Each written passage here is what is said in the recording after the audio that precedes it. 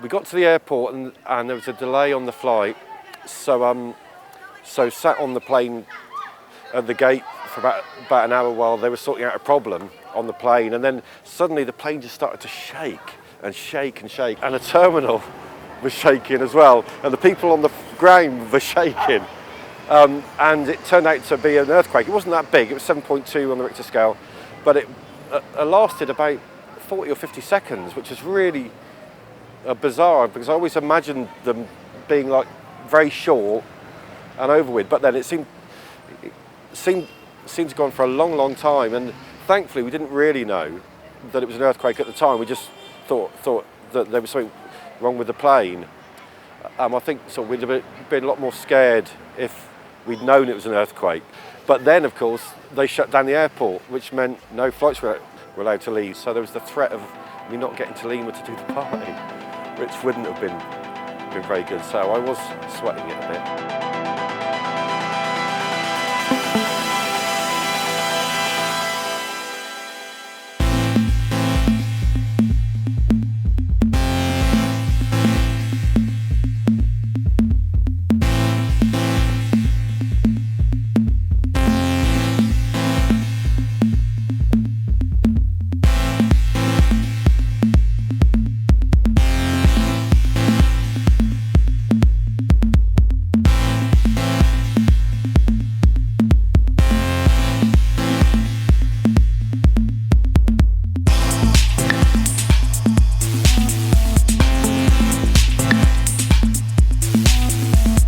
There's been lots of talk of Lima for years and years. I've always enjoyed the scene here. It's always been really strong, and it was time for another South American country, really.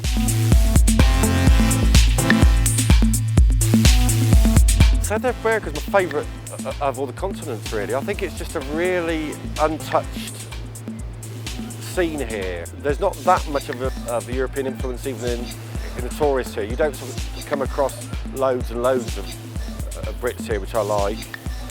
The scene is very much a local scene. The clubbers in Lima all tend to be Peruvian. The clubbers in Colombia are all Colombian. So I like that sort of being immersed in a scene which is very much their own. Well, Lima is, we would like to call it a very special place. Well, Peruvian people are very friendly. You have tons of things to do. You have beautiful settings, beautiful clubs, beautiful people. They like to meet a lot of people. I like to meet a lot of people all around the world. Well, I love Lima. I don't imagine living in anywhere, in any place other than Lima. Every time another person from another country comes here, I wish he has a good time here in Lima. And I think all of my friends are the same. All of them want to have a good time. That Lima seems to have. The people seem very, very at ease with themselves, very confident, willing to sort of jump up and down and smile and dance and throw themselves into a party. We have a really knowledge crowd. They know about the music. They respect the DJs. They respect underground sound. So I think that's why right now most of the DJs that already played in Lima are talking about Lima. Everybody knows Nick Warren in Lima. I mean, the people who like electronic music. Everyone's excited to go to Nick Warren. I've been waiting since I heard it was Nick Warren was going to be here in Lima.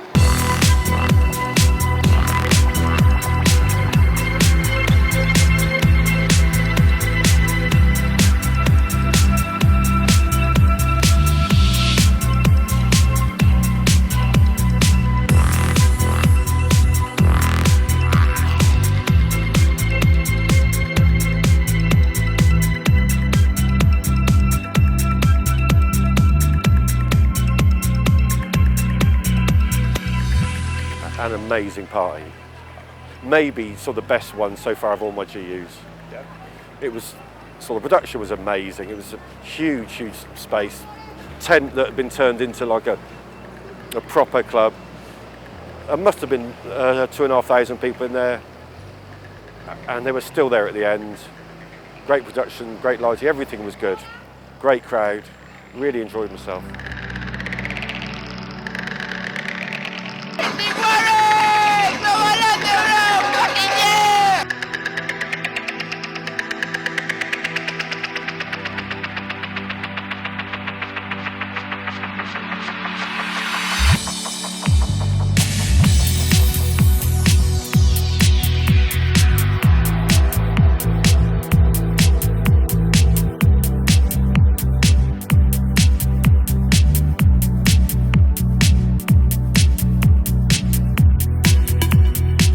The first time I came to Lima, God, it must be 8 years ago.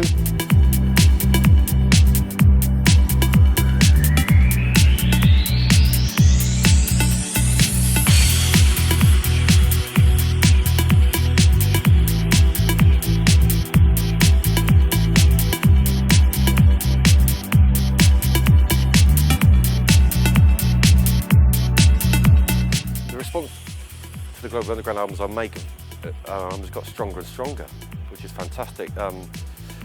I've done more than anybody else. This is my 8th, which is frightening, but fantastic. But then it seems to have as the scene has spread worldwide, it seems a lot more positive, the feedback.